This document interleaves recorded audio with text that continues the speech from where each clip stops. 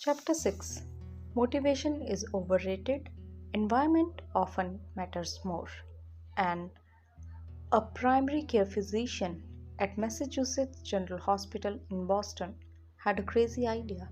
She believed she could improve the eating habits of thousands of hospital staff and visitors without changing their willpower or motivation in the slightest way. In fact, she didn't plan on talking to them at all. She and her colleagues designed a 6-month study to alter the choice architect of hospital cafeteria. They started by changing how drinks were arranged in the room. Originally, the refrigerators located next to the cash registers were filled with only soda. Researchers added water as an option to each one. Additionally, they placed baskets of bottled water next to the food station throughout the room. Soda was still in primary refrigerators, but water was now available at all drink locations. Over the next 3 months, the number of soda sales at the hospital dropped by 11.4%. Meanwhile, sales of bottled water increased by 25.8%. They made similar adjustments and saw similar results. With the food in the cafeteria, nobody had said a word to anyone eating there. Actually, people often choose products not because of what they are, but because of where they are. If I walk into the kitchen and see a plate of full of cookies on the counter, I'll pick a half a dozen and start eating, even if I hadn't been thinking about them beforehand and didn't necessarily feel hungry. If the communal table at the office is always filled with donuts and bagels, it's going to be hard to not to grab one every now and then. Your habits change depending on the room you are in and the cues in front of you. Environment is the invisible hand that shapes human behavior. Despite our unique personalities, certain behaviors tend to arise again and again under certain environmental conditions. In church, people tend to talk in whispers. On a dark street, people act very unguarded. In this way, the most common form of change is not internal but external. We are changed by the world around us. Every habit is a context dependent habit. In 1936, psychologist Kurt Lewin wrote a simple equation that makes a powerful statement. He says, behavior is function of the person in their environment. It didn't take long for Lewin's equation to be tested in business.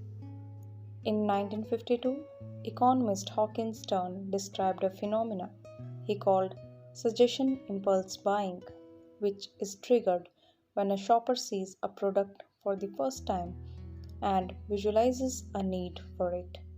In other words, customers will occasionally buy products not because they want them, but because of how they are presented to them. For example, items at the eye level tend to be purchased more than those flow. For this reason, you will find expensive brands name featured in easy to reach locations on the store shelves because they drive the most profit, while cheaper alternatives are tucked away in harder to reach spots. The same goes for end caps, which are the units at the end of alley. End caps are money making machines for retailers because they are office locations that encounter a lot of foot traffic. For example, 45% of Coca Cola sales come specifically from end to end alley racks. The more obvious available a product or a service is, the more likely you are to try it. People drink Bud Light because it is in every bar and visit Starbucks because it is on every corner. We like to think that we are in control. If we choose water over soda, we assume it is because we wanted to do so. The truth, however, is that many of the actions we take each day are shaped not by purposeful drive and choice, but by the most obvious options we have. Every living being has its own method of sensing and understanding the world. Eagles have remarkable long distance vision. Snakes can smell by tasting the air with their highly sensitive tongues. Sharks can detect small amount of electricity and vibrations in the water caused by nearby fish. Even bacteria have chemoreceptors, tiny sensory cells that allow them to detect toxic chemicals in their environment. In humans, perception is directly by sensory nervous system. We perceive the world through sight, sound, smell, touch and taste. But we also have other ways of sensing stimuli. Some are conscious, but many are non-conscious. For instance, you can notice when the temperature drops before the storm, or when the pain is in your gut rises during stomach aches, or when you fall off balance while walking on the rocky grounds. Receptors in your body pick up on the wide range of internal stimuli such as amount of salt in your blood or the need to drink when thirsty. The most powerful of all human sensory abilities, however, is vision. Human body has about 11 million sensory receptors. Approximately 10 million of those are dedicated to sight. Some experts estimate that half of the brain's resources are used on vision, given that we are more dependent on vision than on any other sense. It should come as no surprise that visual cues are the greatest catalyst of our behavior. For this reason, a small change in what you see can lead to a big shift in what you do. As a result, you can imagine how important it is to live and work in environments that are filled with productive cues and devoid of unproductive ones. Thankfully, there is a good news in this respect. You don't have to be victim of your environment. You can also be architect of it. Now, the question is how to design your environment for success.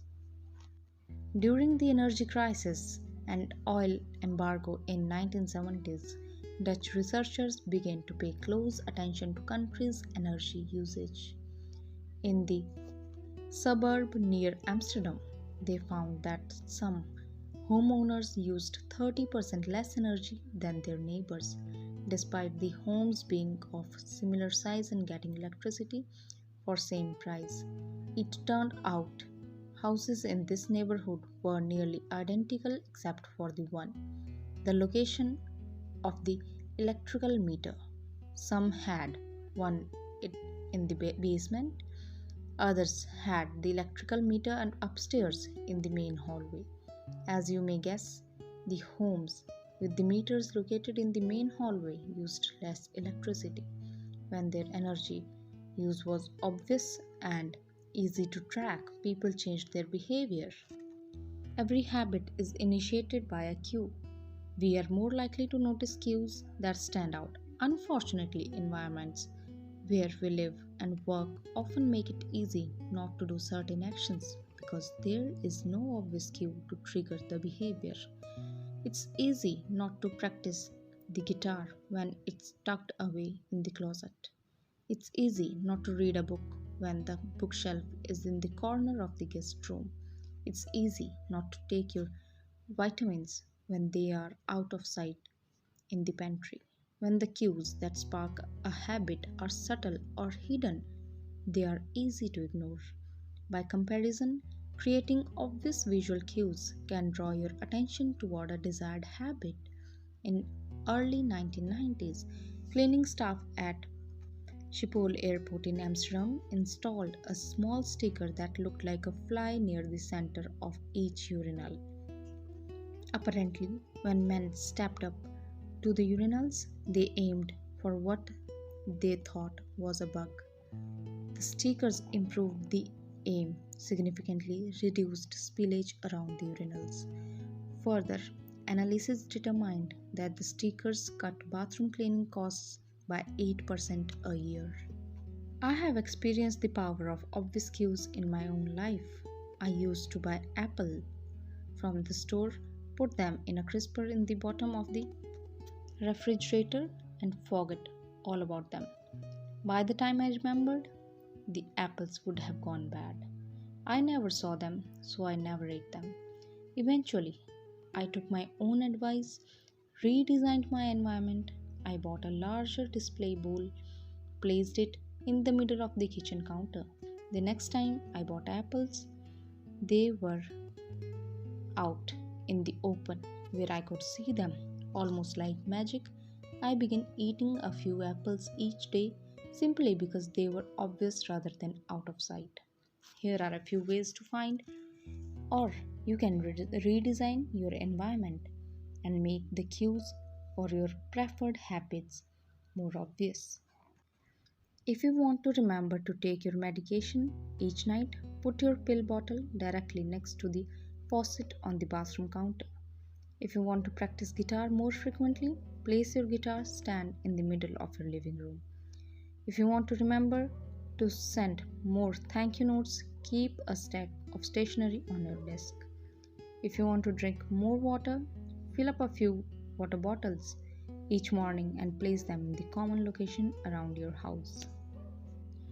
If you want to make a habit a big part of your life, make the cue a big part of your environment.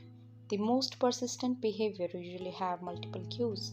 Consider how many different ways a smoker could be prompted to pull out a cigarette. Driving in a car, seeing a friend smoke, feeling stressed at work, and so on. The same strategy can be employed for a good habit. By sprinkling triggers throughout your surrounding, you can increase the odds that you will think about your habit throughout the day. Make sure the best choice is the most obvious one. Making the better decision is easy and natural when the cues for good habits are in right front of you. Environment design is powerful not only because it influences how we engage with the world, but also because we rarely do it. Most people live in a world others have created for them, but you can alter the space where you live and work to increase your exposure to positive cues and reduce your exposure to the negative ones. Environment design allows you to take back control and become the architect of your life. Be the designer of your own world and not merely the consumer of it. The context is the cue. The cue that triggers a habit can start out very specific, but over time, your habits become associated not with a single trigger, but with the entire context surrounding the behavior. For example, many people drink more in social situations than they would ever drink alone. The trigger is rarely a single cue, but rather the whole situation. Watching your friends order drinks, hearing the music at the bar, seeing the beer on the tap. We mentally assign our habits to the location in which they occur: the home, the office, the gym. Each location develops a connection to certain habits and routines. You establish a particular relationship with the object on your desk, the items on your kitchen counter, the things in your bathroom or the bedroom. Our behavior is not defined by the objects in the environment, but by the relationship to them. In fact, this is a useful way to think about the influence in the environment on your behavior. Stop thinking about your environment as filled with objects. Start thinking about it as filled with relationships. Think in terms of how you interact with space around you. For one person, her couch is the place where she reads for an hour each night. For someone else, the couch is where he watches television and eats a bowl of ice cream after work. Different people have different memories and thus different habits associated with the same place. The good news? You can train yourself to link a particular habit with a particular context. In one study, scientists instructed insomniacs to get into bed only when they are tired. If they couldn't fall asleep, They were told to sit in different rooms until they were sleepy. Over time, subjects began to associate the context of their bed with the action of sleeping, and it became easier to quickly fall asleep when they climbed in bed.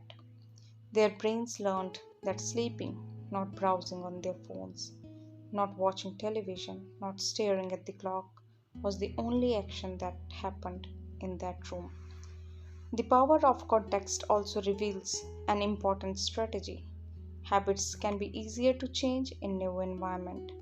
It helps to escape the subtle trigger and cues that nudge you toward your current habits. Go to a new place, a different coffee shop, a bench in the park, a corner of your room that you seldom use, a current new routine there. It is easier to associate a new habit with a new context than to build a new habit in the face of competing cues. It can be difficult to go to bed early if you watch television in your bedroom each night. It can be hard to study in the living room without getting distracted if that's where you always play video games. But when you step outside your normal environment, you leave your behavior behind. You aren't battling old environment cues, which allow new habits to form without interruption. Want to think more creatively? Move to bigger room, rooftop, or a building with expensive architect. Take a break from the space where you do your daily work, which is also linked to your current thought pattern. Trying to eat healthier?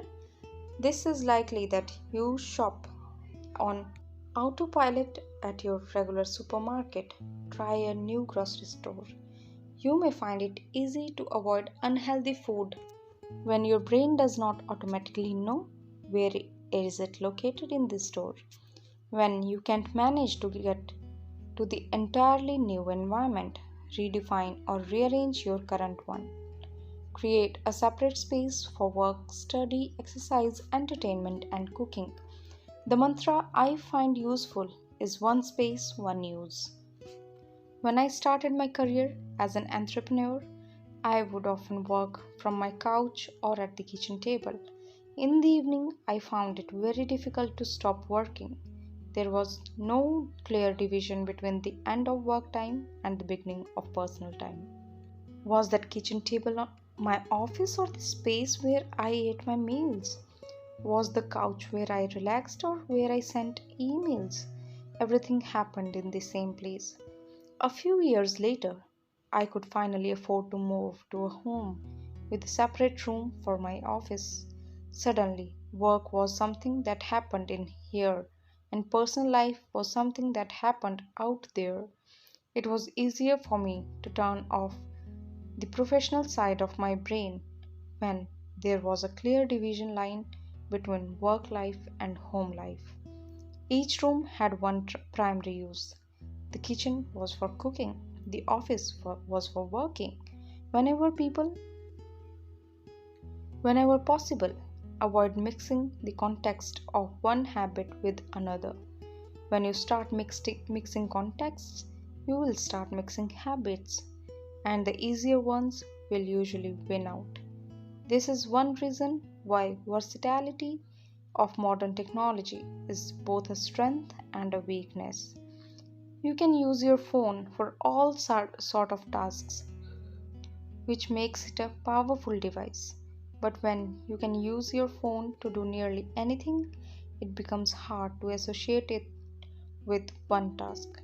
You want to be productive, but you are also conditioned to browse social media, check emails, play video games whenever you open your phone. It's a mishmash of cues. You may be thinking you don't understand. I live in New York City. My apartment is the size of a small smartphone. I need each room to play multiple roles. Fair enough. If your space is limited, divide your room into activity zones: a chair for reading, a desk for writing, a table for eating. You can do same with your digital space. I know a writer who uses his computer only for writing, his table only for reading, his phone only for social media and texting. Every habit should have a home. If you can manage to stick with this strategy, each context will become associated with a particular habit and mode of thoughts. Habits thrive under predictable circumstances like these. Focus comes automatically when you are sitting at your own work desk. Relaxation is easier when you are in a space designed for that purpose.